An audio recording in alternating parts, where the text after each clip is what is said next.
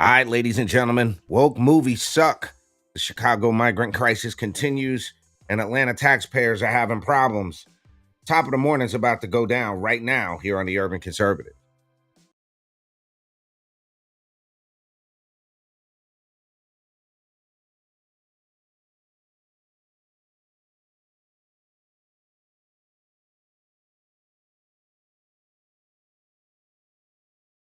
This season of the Urban Conservative podcast is brought to you by Newton for Senate, working to improve education, reduce taxes, and keep North Carolina #1 for business. Find out more at newtonforsenate.com. This episode of the Urban Conservative has also been sponsored by Case Technology Consulting. Help your business get value out of its data and become more efficient and streamlined. Case Technology Consulting. Check out the link in the description. Who are in our country illegally cast a ballot, it takes the power of your vote away. Visit onlycitizens.vote to find out how you can contact your legislature and get them to pass a citizens-only voting amendment. Again, visit only. Do you like NASCAR? Do you like a Tribe Called Quest? Well, you gonna love the Urban Conservative.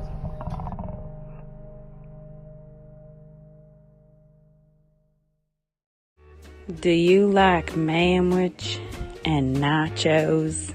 Well, then you'd love the Urban Conservative.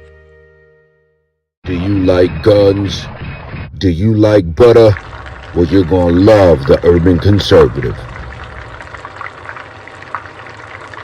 Yo, what's good, son? You like pit bulls, say? You like solving Sudoku puzzles? Then you gonna love the Urban Conservative.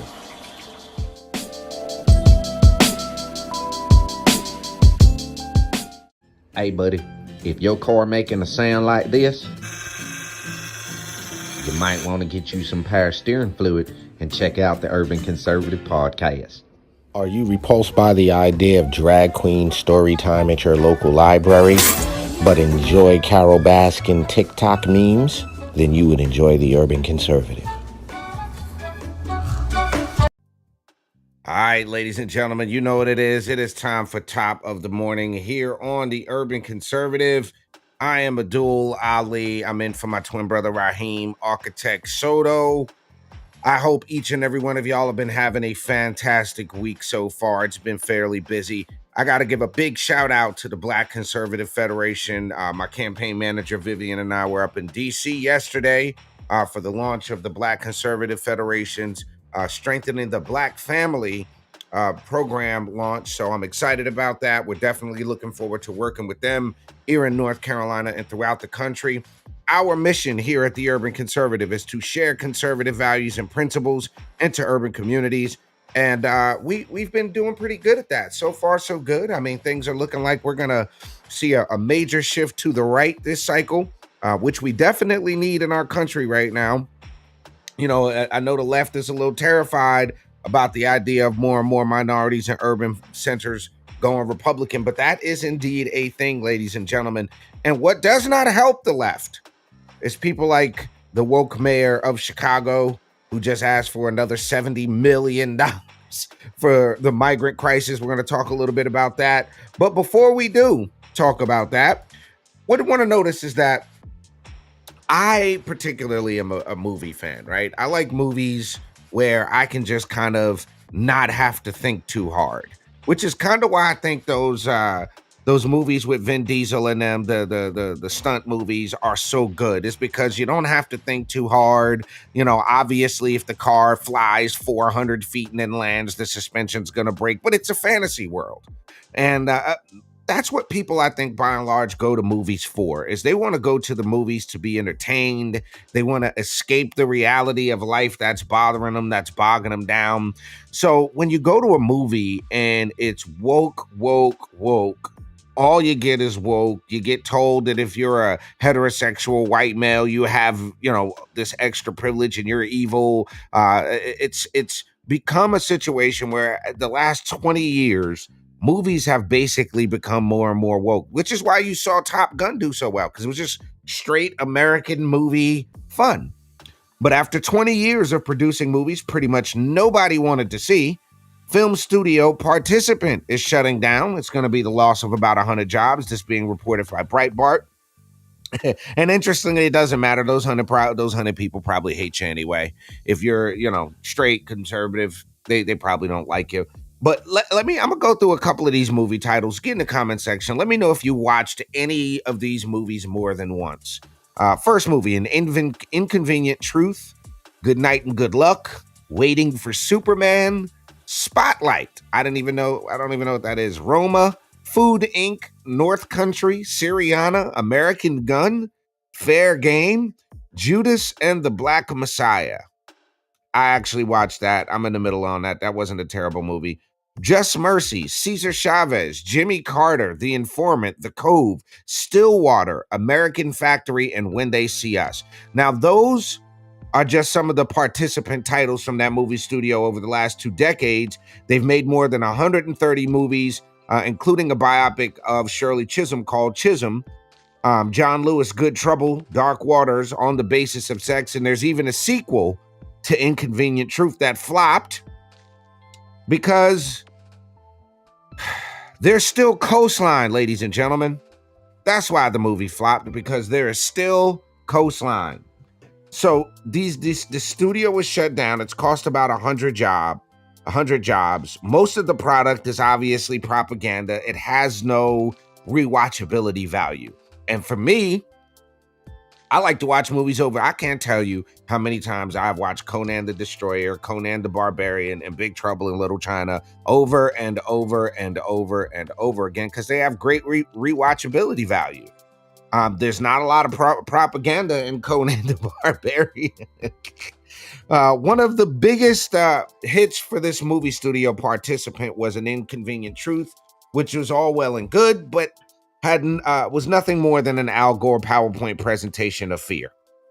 The coastline's still there. Your boy Obama has went and bought multi-million-dollar mansions on Martha's Vineyard because the ocean levels are going to rise and destroy everything. So, let's get that Martha's Vineyard living out of the way.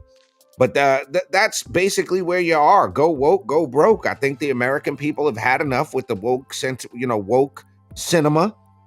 It's zero shelf life for these woke movies. It might, sound good. It might push the needle for you politically, but it's not a sound business decision, ladies and gentlemen. So woke movie studio Participant shutting down, 100 jobs in the mix.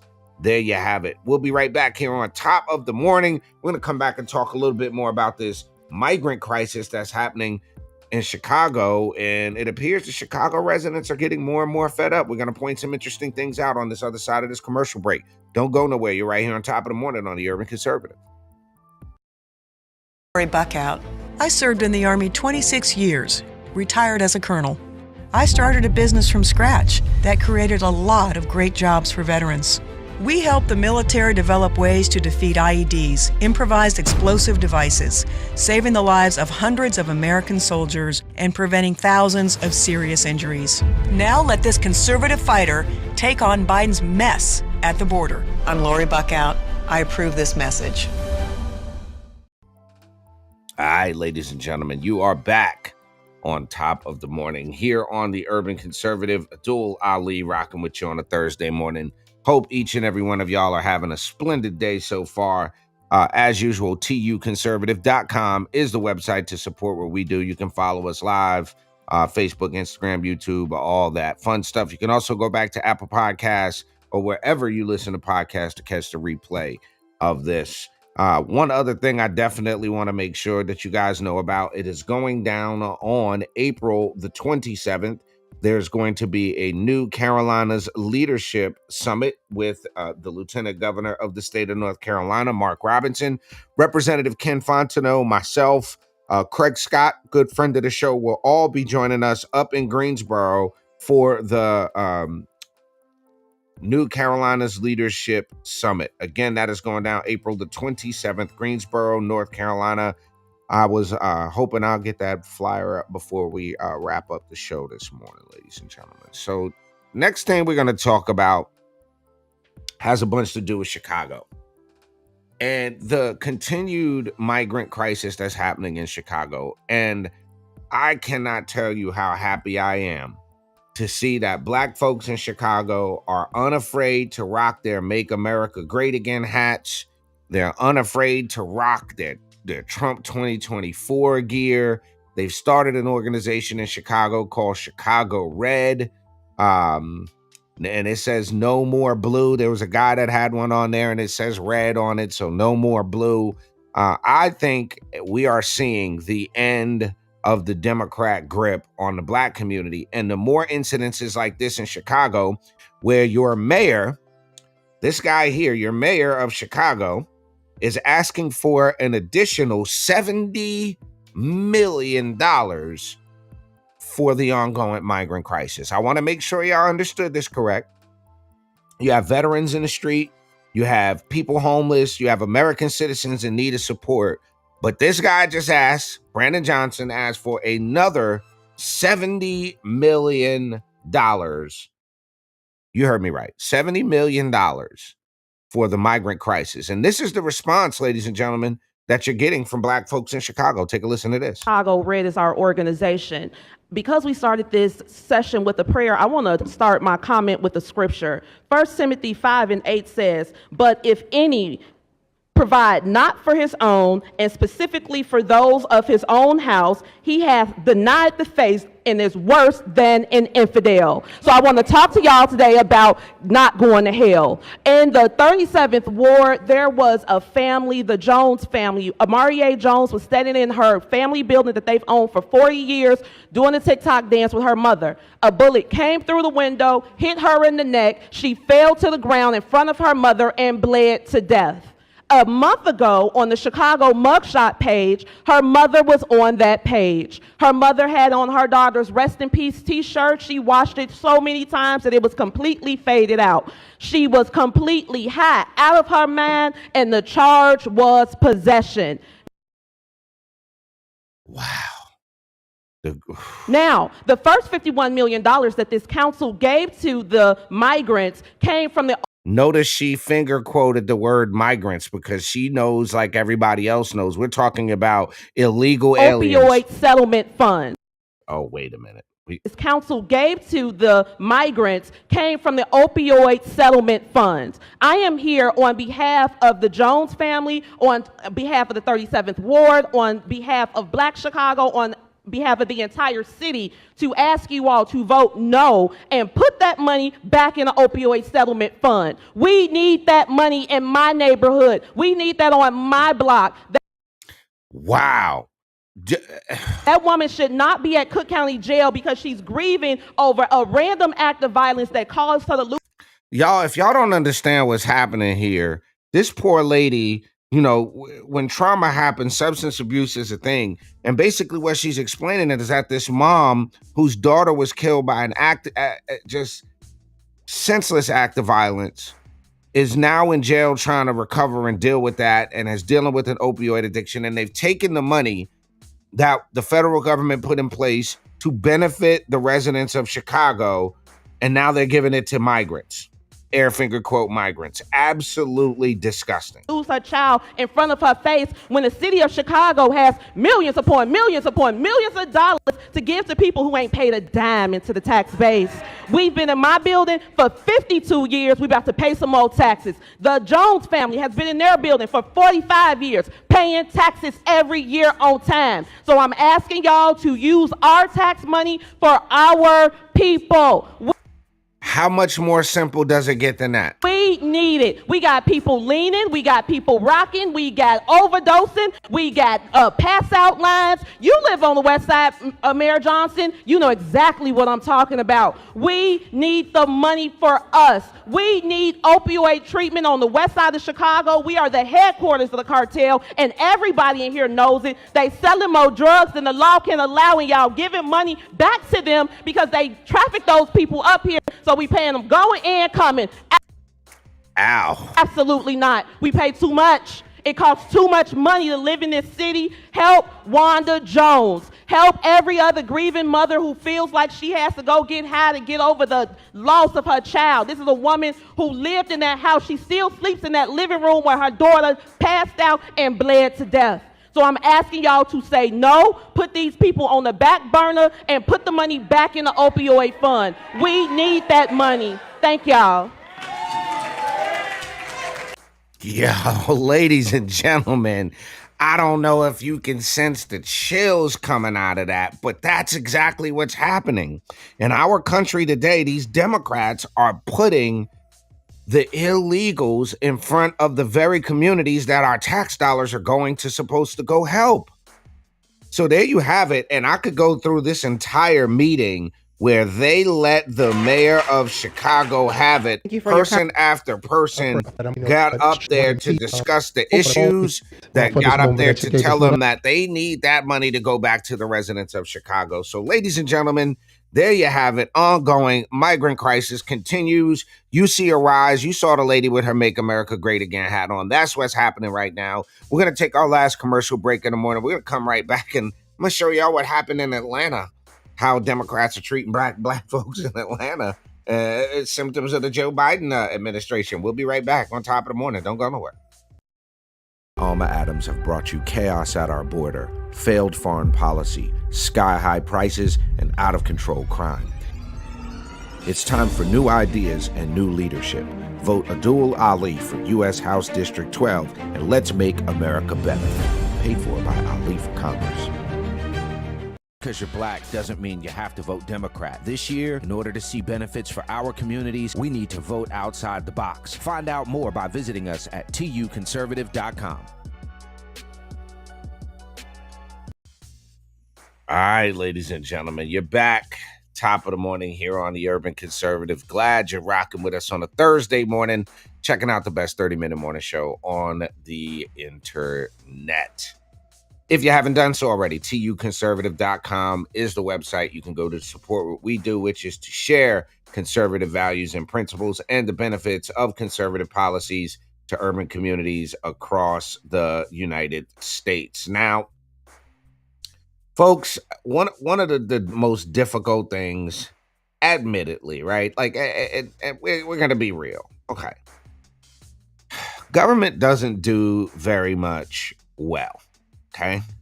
They just don't. It is the reality that if you want something done miserably, go to the government. If you want it done improperly, you want it done all kind of jacked up, go to the government. If you really want something done terribly, ask Uncle Sam to do it, including taxes. So I want to get this straight. I want to make sure we understand what's happening here. So you can skip over the southern border. You can do that, right? You can go over the southern border. You can skip the line. You can basically, ideally, just not have to do anything legal. Okay, you can jump the border, no ID required. You can get benefits, no ID required. You can, if you're an illegal immigrant, an illegal alien in our country, get benefits, do all kinds of things. And then the left tells us that showing an ID to vote is racist. Okay? This is what they've said to black people. They said it in North Carolina, that showing an ID, requiring a photo ID to vote is racist. Well, y'all aren't going to want to, if you don't know what happened in Atlanta, take a look at this. For tax help, there was a line in front of Atlanta's Tax Assistance Center today as they held extended hours ahead of Monday's tax deadline. And our Atlanta News First reporter, Brittany Ford, spoke with people in that line who blame this all on a lack of organization. This was the line in front of the IRS Tax Assistance Center Saturday. People wrapped in blankets. You know it's real when you have to break out the lawn chair. It's in lawn chairs as early as 6 a.m. ahead of the 9 a.m. opening. The line is around 2 corners, 3 corners. This one, 4 corners. It's 4 corners long. The IRS held the extended hours Saturday ahead of Monday's tax deadline. No appointment needed. People were able to get one-on-one help from an IRS representative. But Atlanta News First learned many of them didn't come by choice. All I need to do is verify my identity, and that's it.